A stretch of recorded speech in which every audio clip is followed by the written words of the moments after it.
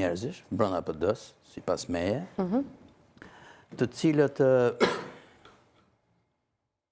sipas mendimit tim nuk janë aq transparent në kuptimin, nuk i thonë gjitha gjërat që mendojnë, që kanë biseduar atje, për arsye edhe politike,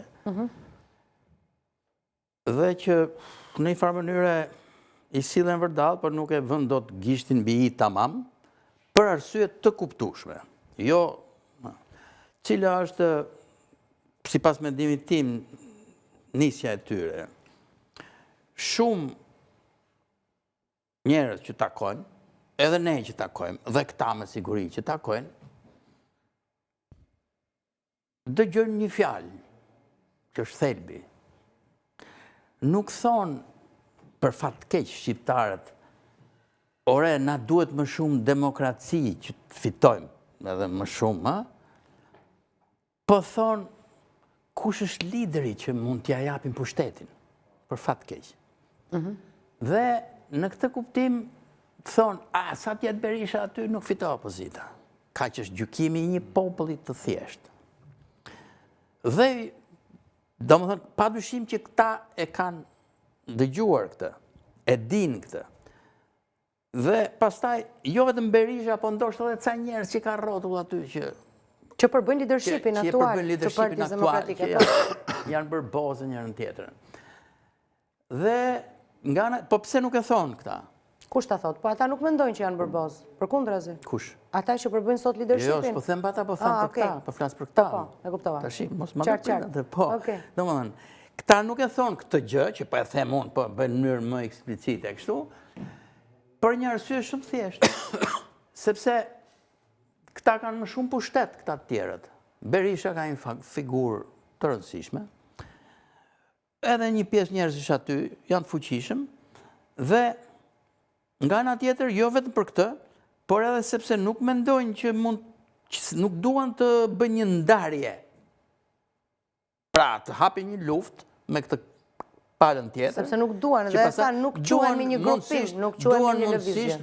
Duan mundësisht që ta marrin pak nga pak, ta ngrënë këtë problem dhe në mënyra direkte dhe indirekte ta shtrojnë këtë problem dhe se si mund arrihet, këtu tash është loja qa do bëj Berisha, qa do bëjnë këta të tjerët, sa besim ka Berisha të këta, sa nuk ka, sa kryojnë këta besim, pra që edhe partia të ruaj unitetin, se tha dhe nga ana tjetër të ndroj leadership.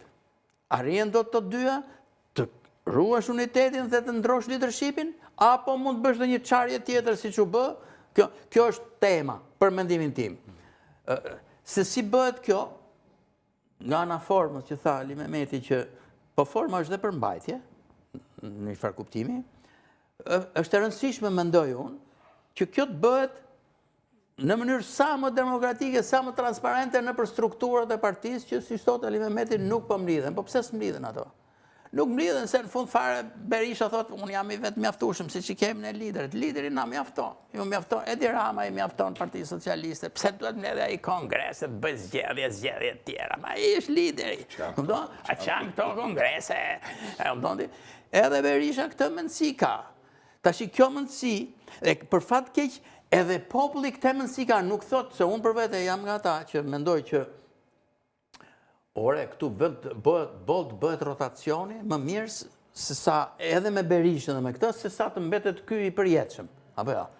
Por tash ky i ka kapur gjitha dhe duhet bërë diçka më e fuqishme që për ta vënë në krizë. Këtë që unë mendoj se përsëri çfarëdo që të bëjnë këta duhet të jenë vetëdijshëm që kryesore nuk është që është Berisha atje, po kryesore është që është Rama në pushtet që s'ka më alternativa. Unë mendoj se ky është problemi. Por kjo s'do thotë që kjo partia s'duhet lëvizi, s'duhet bëjë përpjekje, duhet bëjë patjetër përpjekje për të qenë sa më afër njerëzve.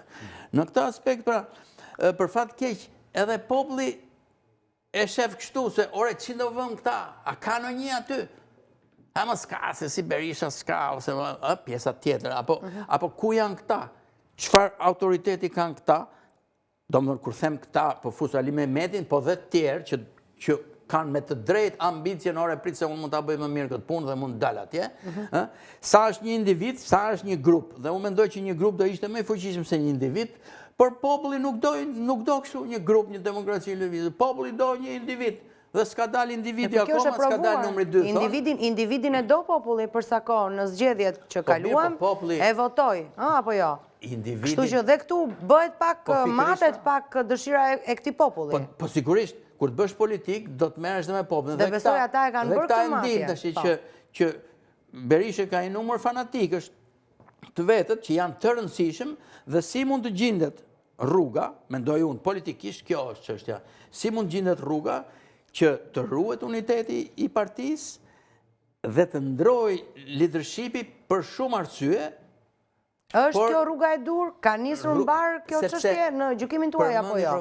Është kjo rruga e dur apo mund t'i vër blokad këtyre njerëzve ai që sot është leadershipi i Partisë Demokratike në të ardhmen? Siç është mendimi im, ndoshta ta afër. po jap mendimin tim. Përmendi profesori Kopin. Po çfarë ishte Kopi dhe ku ndryshon Kopi nga tani, për mendimin tim? Kopi ishte kjo që nuk diskutoi autoriteti i Berishës. Po Berisha duhet tregonte që nuk ishte ai i pari i 97-s që i nxori gjithë jashtë partisë intelektuale njërën tjetrën, dhe të kërkoi qeverisë vetëm dhe bëri gjithë ato gafa. Ky Berish duhet tregonte që ishte ndryshe, që ishte i hapur për të sjellë mendime, për të sjellë të ri, për të pajtuar me ata që i kishte përjashtuar, mos harroni se. Dhe kjo ishte që e legjitimoi, por pa vënë diskutim leadership në tij. Tani vihet diskutim leadershipi atij. A duhet leadershipi atij? Pra nuk jemi këtu në gjendjen e Kopit. Këtu jemi në gjendjen e dikujt që duhet të sfidoj leadershipin e Berishës dhe leadershipi i Berishës për mua sfidohet në dy forma. Njëra formë e butë, e quhet atë butë, ku vetë Berisha ndërgjegjësohet nëpërmjet rrugës, gjetjeve, sugjerimeve, miqve, armiqve, këta njerëz që e takojnë i thonë na liroje rrugën sepse dhe heq ai dorë, siç largohen lider, se unë me partinë kam thumova. E dyta është rruga e fortë, kur sfidohet, po atje duhet të kesh demokraci në parti. Për shembull, erdhi Merkeli dhe sfidoi Kolin në atë kohë për 1 milion euro, apo do të më falni marka që kishte bërë një ngjarje, u sfidua Koli që ishte figurë, po se ishte partia. Kjo parti këta nuk e kanë. Kështu që kjo është kjo në fund fare është... Tani jemi te rruga e fortë, janë njerëzit e dur për të shkuar tek rruga e fortë. Ka nisur kjo, apo kjo është pyetja? Intuita ime politike thot me rrugën e fortë këtu dështojnë këta. Pse?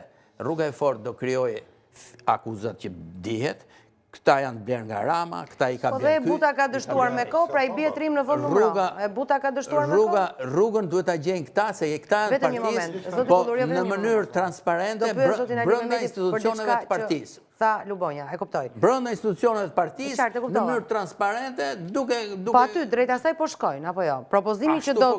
Propozimi tyre do të shkojnë në mbledhjen e kryesisë, se mandej në gjitha strukturat. Edhe Berisha e njeh këtë problem, nuk është se nuk e njeh.